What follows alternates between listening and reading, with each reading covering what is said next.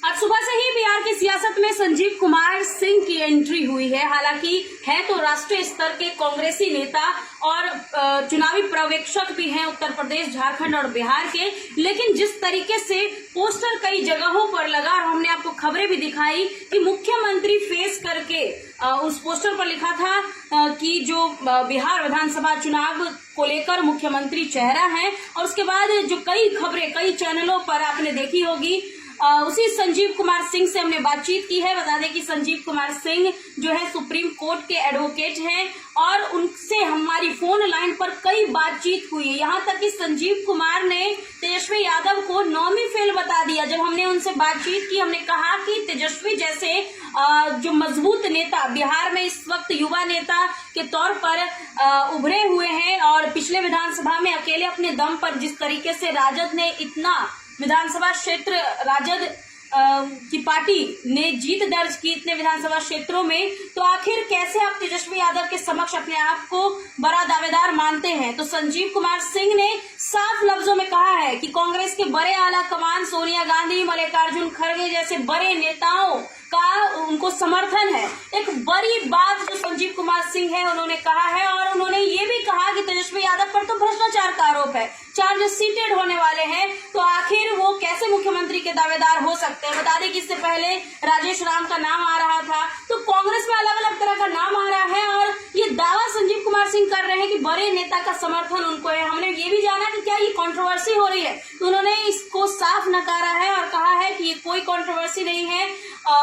चुनाव की यदि बात करें तो इसमें हम बड़े दावेदार के तौर पर मुख्यमंत्री चेहरा होंगे, और ये दावा जो है संजीव कुमार सिंह कर रहे हैं। देखिए इस फोन लाइन के रिकॉर्डिंग ऑडियो में कि किस तरीके से संजीव कुमार जो है वो बड़े बड़े दावे कर रहे हैं। संजीव कुमार पटना में इस वक्त नहीं है, इसलिए हमने फोन कॉल पर उनसे बातचीत की है। क्या कुछ कह रहे हैं, सुनिए इस वीडियो में। ये धमाकेदार हमारे साथ अभी संजीव कुमार सिंह जुड़े हुए हैं फोन लाइन पर, जिनकी चर्चा आज बिहार की सियासत में हो रही है। कई पोस्टर पटना की सड़कों पर इनके नाम से मुख्यमंत्री की दावेदारी को लेकर कांग्रेस के नेता ने लगाया है। जी संजीव जी, सबसे पहले आपका स्वागत है हमारे चैनल में। जी नमस्कार, आपको और आपके सभी दर्शकों को जो है हार्दिक शुभकामनाएं, और आपका न्यूज चैनल अच्छा कार्य करे और चुनावी वर्ष में अच्छे न्यूज जो है आपके द्वारा सुनने को मिले। चलिए, आपकी शुभकामना के लिए बहुत बहुत धन्यवाद।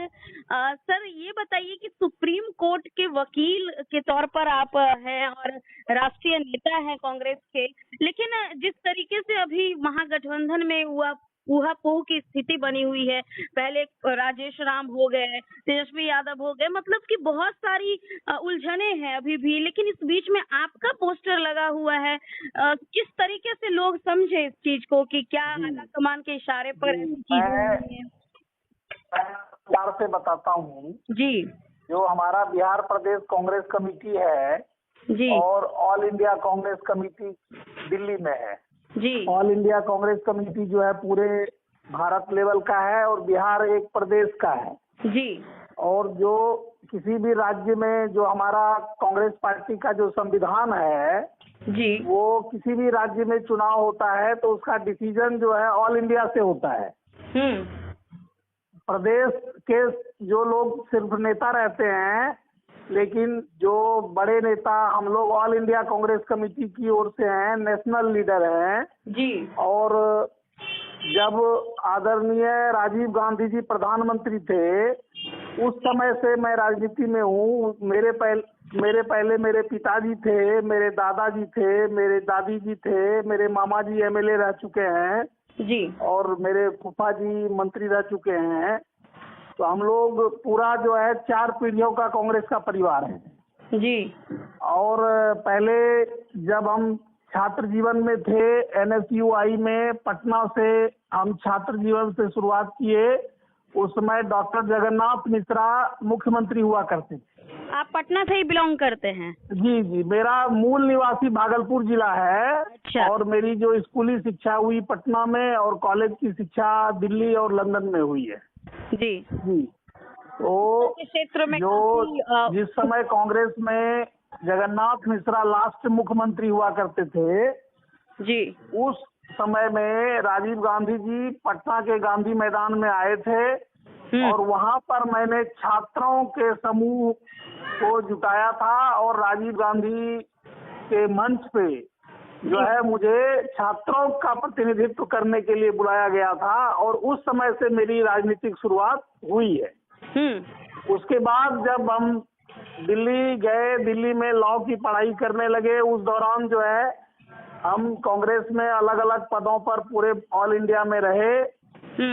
कभी कर्नाटका के प्रभारी रहे, कभी असम के रहे, कभी पश्चिम बंगाल के रहे, कभी उत्तर प्रदेश के रहे, कभी महाराष्ट्र के रहे, कभी मध्य प्रदेश के रहे, अलग अलग राज्यों में अलग अलग प्रभार में रहे, राजस्थान में रहे।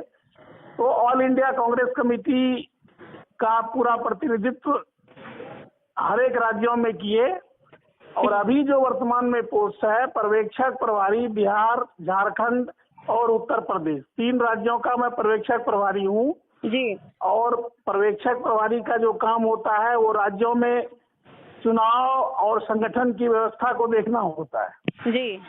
तो खास करके बिहार में राष्ट्रीय लेवल के हम लोग 3-4 नेता हैं जो बिहार से बिलोंग करते हैं और जो मुख्यमंत्री का चेहरा होता है राष्ट्रीय लेवल का होता है।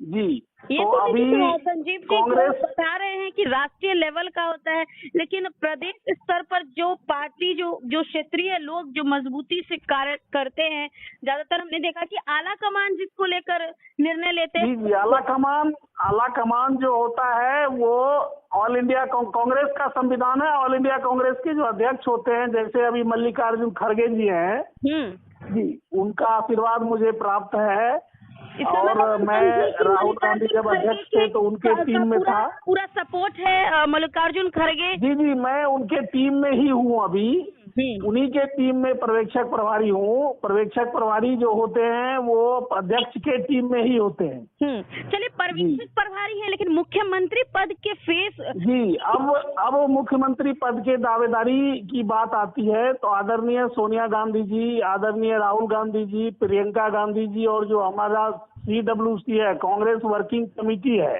जी, कांग्रेस वर्किंग कमेटी में इस बात पर 2 महीना पहले चर्चा हुई थी कि कांग्रेस की ओर से मुख्यमंत्री दावेदारी में कौन कौन नाम हो सकते हैं। तो उसमें मेरा पहला नंबर पर नाम है। अच्छा। कि हमारी जो दावेदारी है, क्योंकि हमारी जो छवि रही है ऑल इंडिया कांग्रेस लेवल की रही है और मैं सुप्रीम कोर्ट में बहुत लंबे पिछले 18 वर्ष से अधिवक्ता हूँ और कांग्रेस पार्टी का जो है लीगल प्रतिनिधित्व बड़े बड़े कोर्टों में और बड़े बड़े मसलों में करते रहता हूँ। लेकिन चर्चा तो राजेश राम की भी खूब हो रही। राजेश राम एक स्थानीय नेता है और उसका कोई बेस नहीं है। हम लोग ने देखिए, हम लोग अध्यक्ष बनाते हैं, उसके पहले अखिलेश सिंह को हमने अध्यक्ष बनाया। अखिलेश सिंह लंबे समय तक रहे, उसके बाद राजेश राम को अध्यक्ष बनाया। अध्यक्ष का काम होता है संगठन, प्रदेश लेवल में संगठन को देखना और संगठन में देख रहे हैं और संगठन में सभी जाति के समूहों का जो है अलग अलग नेतृत्व रहता है। पहले भूमिहार समाज से अखिलेश सिंह को हम लोगों ने बनाया था अध्यक्ष, उसके बाद जो है दलित समाज से राजेश राम को बनाया, उसके पहले जो है अलग समाज से थे, अलग अलग क्षेत्र से अध्यक्ष को बनाया जाता है। ये हमारी पार्टी की पॉलिसी है। और आगे अभी जो बिहार का चुनाव है, बिहार के चुनाव में कांग्रेस के जो राष्ट्रीय अध्यक्ष हैं आदरणीय मल्लिकार्जुन खड़गे जी और हमारी जो पूर्व अध्यक्षा और जो चेयरमैन है आदरणीय सोनिया गांधी जी और हमारे पूर्व राष्ट्रीय अध्यक्ष और लोकसभा के लीडर ऑफ अपोजिशन आदरणीय राहुल गांधी जी और हमारी सांसद और महासचिव प्रियंका गांधी जी, ये सभी का जो है आशीर्वाद मुझे प्राप्त है और इस वजह से कांग्रेस की तरफ से हमारी दावेदारी है। और आगे चुनाव होगा, चुनाव में महागठबंधन में कितने सीट होंगे, कांग्रेस कितने सीट पे जीतेगी, राजद कितने सीट पे जीतेगी और अन्य दल का क्या सीट होगा, वो समीकरण, वो चीजें चुनाव के बाद डिसाइड होगा। लेकिन कांग्रेस के तरफ से हमारी मुख्यमंत्री पद की दावेदारी है।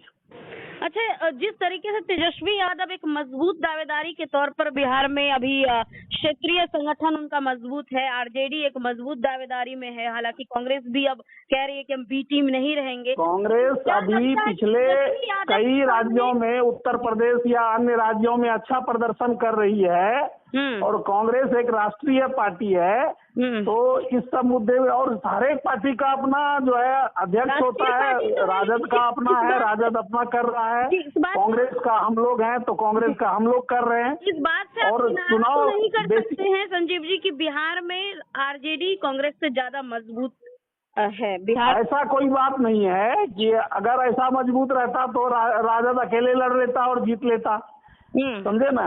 चुनाव हुआ तो राजद का एक भी एमपी क्यों नहीं जीत के आया, कांग्रेस का एमपी जीत के आया। तो ये ऐसी बातें नहीं है। बात ये है कि जिस समाज को कांग्रेस रिप्रेजेंट करता है उस समाज में राजद जो है कुछ और समाज को रिप्रेजेंट करता है, तो दोनों मिलकर एक और एक मिलकर 11 हो जाता है, समझे। तो इसलिए इसीलिए गठबंधन ये नीति है। बीजेपी ही अकेले चुनाव लड़ेगी तो नहीं जीत पाएगी, जदयू अगर लड़ेगी तो एक सीट भी नहीं जीत पाएगी। अकेले अगर जदयू आज लड़ ले तो एक सीट नीतीश कुमार खुद नहीं जीत पाएंगे, समझ गए। एक सवाल, जो अंतिम सवाल हमारा ये रहेगा कि 2-3 दिन पहले जो बैठक हुई थी महागठबंधन की, जो कोऑर्डिनेशन कमेटी की जो बैठक हुई थी जिसके अध्यक्ष तेजस्वी यादव बनाए गए हैं, उसमें जब मीडिया कर्मियों ने उनसे पूछा कि आखिर मुख्यमंत्री फेस कौन होगा, तो तेजस्वी ने कहा कि इशारों में उन्होंने कहा कि समझने वाले समझ गए हैं, जिसकी चर्चा थी वही होंगे। वो उसका मतलब वो समझ नहीं पाए क्योंकि उनकी शिक्षा दीक्षा बहुत कम है ना। नवी फेल है, शिक्षा तो उतनी है नहीं, तो इशारों में क्या समझेगा। कोऑर्डिनेशन कमेटी जो होता है, कोऑर्डिनेशन कमेटी एक ये होता है कि सभी पार्टी में समन्वय हो, उसको कोऑर्डिनेशन कहते हैं, ठीक है। और जो आगे जब अलग अलग पार्टी का, कांग्रेस की तरफ से हम उम्मीदवार हैं, राजद की तरफ से वो उम्मीदवार हो सकते हैं, दूसरे पार्टी की तरफ से और कोई उम्मीदवार हो सकते हैं, लेकिन जब चुनाव होगा, चुनाव हो जाने के बाद किसके कितने विधायक होंगे, कौन मुख्यमंत्री बनेगा, कौन उप मुख्यमंत्री बनेगा, कौन मंत्री बनेगा, जब चुनाव होगा और उसमें कौन गठबंधन में रहेंगे या ना रहेंगे, ये भी कहना बड़ी टेढ़ी खीर है। चुनाव के बाद भी हो सकता है कि राजद नीतीश कुमार के साथ भाग जाए, समझ गए ना। तो हो सकता है नीतीश कुमार बीजेपी छोड़ किसी और में भाग जाए, तो ये चीजें सब अनप्रिडिक्टेबल है। तेजस्वी यादव ने नौमी फेल कहा है, मतलब गठबंधन बिल्कुल है ही। देखिए वो तो है ही, वो और तेजस्वी यादव के ऊपर बहुत सारे घोटाले के केस हैं, हो सकता है 4 सीटें हो चुके हैं, हो सकता है कि चुनाव तक वो सजा याफ्ता हो जाए, समझे जी। तो वो सारी चीजें हैं, जो चीज सच्चाई है वो सच्चाई है। मैं सुप्रीम कोर्ट का वकील हूँ तो मैं कानून के हिसाब से बोलूंगा। वो 4 सीटें हैं, 4 सीटें आदमी कभी भी सजा हो सकता है कि कांग्रेस के एक और नेता ने इस बात की चर्चा की थी कि तेजस्वी पे बहुत सारे आरोप है, रघुवंश कुमार नाम के एक नेता ने चर्चा जरूर। बिल्कुल कहेंगे। देखिए, जो भी हम लोग लाड़ा लप्पा वाला गप नहीं करते हैं। मैं सुप्रीम कोर्ट का बहुत वरिष्ठ एडवोकेट हूँ और सुप्रीम कोर्ट का एडवोकेट का मतलब हुआ एक मंत्री का दर्जा, समझ गए। वो अभी वो जो है हमने अपनी मेहनत से हासिल किया है। लालू यादव या तेजस्वी यादव या तेज प्रताप यादव कोई सुप्रीम कोर्ट का वकील नहीं बन सकता है। वो तो नवी फेल है, कैसे बनेगा। जो हमारे दर्शक सुन रहे हैं उनके लिए एक सवाल अंतिम यही रहेगा कि इसका मतलब हम जितने भी लोग आपकी बातों को सुन रहे हैं, हम यही समझे कि जो अंदरूनी जो आला कमान है, जो बड़े नेता है, उनका आपको सपोर्ट है ना। बिल्कुल पूरा सपोर्ट है। और अंत में मैं बता रहा हूँ कि अगर महागठबंधन की सरकार बनेगी तो कांग्रेस के मुख्यमंत्री पद के दावेदार हम रहेंगे और शुरू से लेकर अंत तक रहेंगे और ऐसा होगा। और आगे किसकी कितनी सीट आएगी वो आगे डिसाइड होगा। बहुत सारे लोग ये भी सोचेंगे कि कोई कंट्रोवर्सी क्रिएट की जा रही है, तो ऐसा तो नहीं है ना। कोई कंट्रोवर्सी नहीं है, वो क्लियर बात है। इसीलिए तो हमारे कैंडिडेट जो है कांग्रेस की तरफ से मुझे कैंडिडेट घोषित करने की वजह से ही मुख्यमंत्री का कैंडिडेट घोषित तेजस्वी को नहीं किया या किसी और लोगों को नहीं किया। तो आपके ही कारण तेजस्वी का नाम नहीं आ रहा है। नहीं आ रहा है, बिल्कुल क्लियर बात है ये। चलिए, देखिए ये बहुत बड़ी लंबी लड़ाई है। बहुत बहुत धन्यवाद। और जब आप आए पटना तो जरूर हम मिलके आपसे और भी चीजों के बारे में जानकारी लेंगे। आपके मीडिया के माध्यम से पूरे बिहार की जनता को जो है आगामी चुनाव के लिए जो है हार्दिक शुभकामनाएं हैं, और बिहार की जनता जो है अच्छे से चुनाव करे और अच्छा नेता का चुनाव करे, जो कि बिहार को अगले 10 वर्षों में विश्व की श्रेणी में ला करके बिहार को सबसे विकसित राज्य बनाए, जो कि बिहार का गौरव जो इतिहास में था वह गौरव पुनः प्राप्त हम करवाएंगे। यही हमारी कांग्रेस पार्टी की और हमारी ये जो है सोच है। चलिए, बहुत बहुत धन्यवाद हमारे चैनल से जुड़ने के लिए, और फिर हम एक बार जुड़ेंगे।